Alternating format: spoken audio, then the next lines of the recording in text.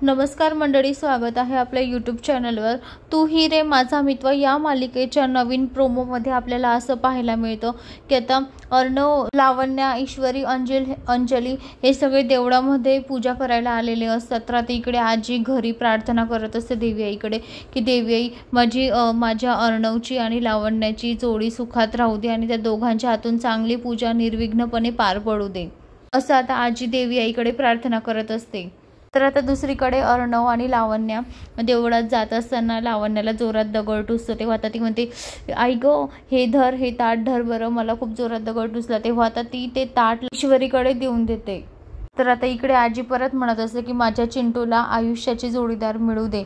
तर आता इकडे अर्णव आणि ईश्वरी दोघेही जोड्याने आता ते मंदिरामध्ये एंट्री करत असतात।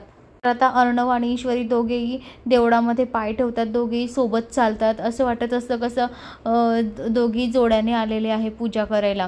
तेवढ्यात आता इथे ईश्वरी आणि अर्णव समोर आलेले असतात। तेव्हा पुजारी म्हणतात, मुलगी कुठे आहे? तेव्हा आता अंजली म्हणते, राहणारा मागे राहिला, येणारा पुढे आला।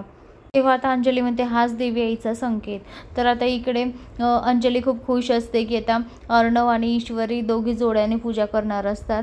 तर आता इथे अर्णवच्याही मनामध्ये लड्डू फुटत असतात की त्याला आता लावण्यासोबत नाही तर ईश्वरीसोबत पूजा करायची असते।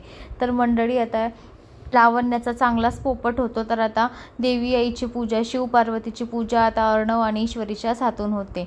तर मंडळी आता हे सत्य आता राकेश बघेल का आणि राकेशला ते सहन होईल का, हे आपल्याला येणाऱ्या पुढील भागात पाहायला मिळेल। तर मंडळी अशाच मालिकेच्या नवनवीन अपडेटसाठी चॅनलला लाईक आणि सबस्क्राईब करा, शेअर करायला विसरू नका। धन्यवाद।